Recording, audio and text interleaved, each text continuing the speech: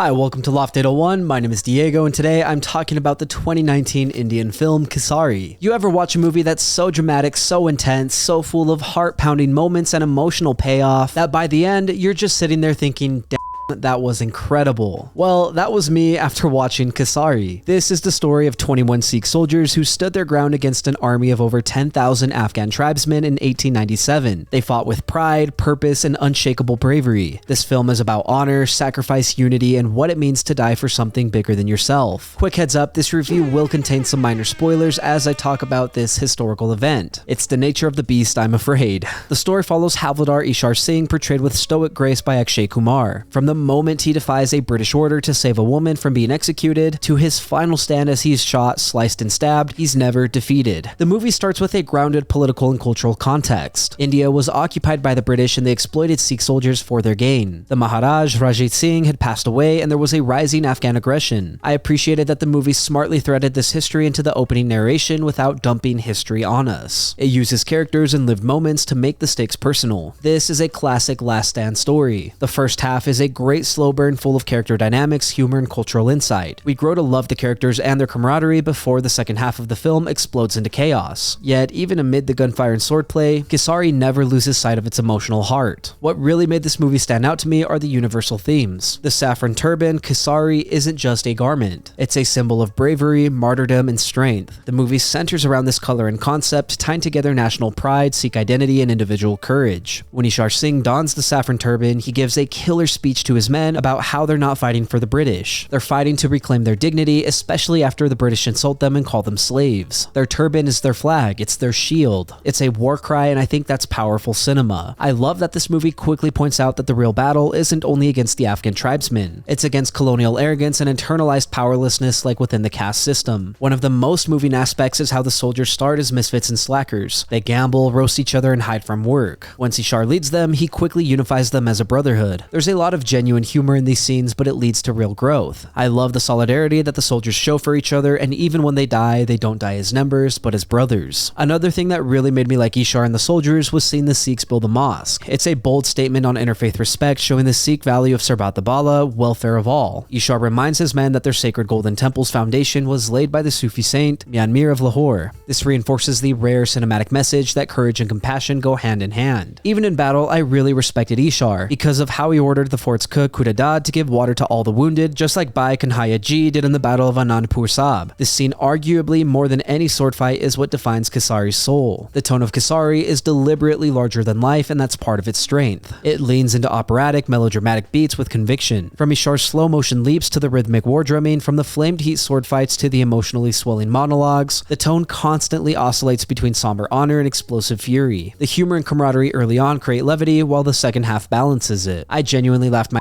off at roosters, cooks, and the English language. It reminded me of a coworker from Vietnam who once got a parking ticket because of a sign that said "fine for parking." Anyways, when terimitti plays over the battlefield's aftermath, the movie pulls no punches. It wants you to cry, and if you have a heart, you probably will. The tone isn't subtle, but it's sincere, and that sincerity is rare, especially in modern war movies that try to be cynical or gritty. Kesari is hopeful, proud, and reverent, even while acknowledging harsh realities. The cast is huge, so I won't name everybody, but they all did a fantastic job. Akshay Kumar was commanding and charismatic. Vansh Bhardwaj, Rimple Dinsa, Sandeep Nahar, Harbagwan Singh, Savender Palviki, Brahma Mishra, Vikram Singh Chauhan, and many others were great as the supporting Sikhs. From rooster wrestling to heartfelt farewells, they felt genuine. Edward Sonnenblick and Mark Bennington embody the imperial British hubris. Rakesh Chaturvedi, Mir Sarwar, and Ashwat Bhatt portray Mullah and the Afghan warlords with palpable antagonism. Even if sometimes hollow, they heighten the film's emotional beat. Lastly, Parineeti Chopra is great as Ishar's wife, reminding him of why he fights. My hat's off to everyone. Kesari may be a historical war epic, but the way it's crafted, from its color palette to its sweeping mountain vistas, battlefield choreography, and powerful score, gives it a near mythic resonance. The widescreen landscapes of the Samana mountain ranges establishes the scale and isolation of the frontier forts. They help make these 21 soldiers feel small in contrast to the oncoming storm. It's a very David and Goliath 300 Spartans vibe. I also love how liberally the slow motion is used. I think it heightens the drama and poetry of the combat. When when soldiers sacrifice themselves because of bombs or when they crawl towards dying friends, the camera lingers just long enough to let us feel the tragedy. The forts themselves are good. They are believably rugged and sandy. The village scenes are also great. I love the wooden and mud huts, and I also liked all the weapons and props. Sometimes they look a little more cinematic than historical, and that's okay. This movie reached for maximum dramatic impact, and that's what it achieved. Fueling the dramatics, the soundtrack hits all emotional beats from romantic to rousing to reverent. I mentioned Terimitti earlier. It's a devastatingly beautiful song about a soldier writing a final letter to his homeland. It reveres sacrifice as an offering of love. It helps transcend the death within the film and acknowledges the martyrdom that lives on. Vemaahi is another great song. It's the romantic track between Ishar and his wife. The vocals are soft and allow for emotional breathing room between action and duty. Lastly, the background score is bold, orchestral, and theatrical. I love the way it built with Ishar's speeches, erupted in battle, and mirrored the dramatics. Every sword swing, every moment of silence before death is magnified by the music. Together, all these elements elevate Kesari from a good historical war film to a powerful experience.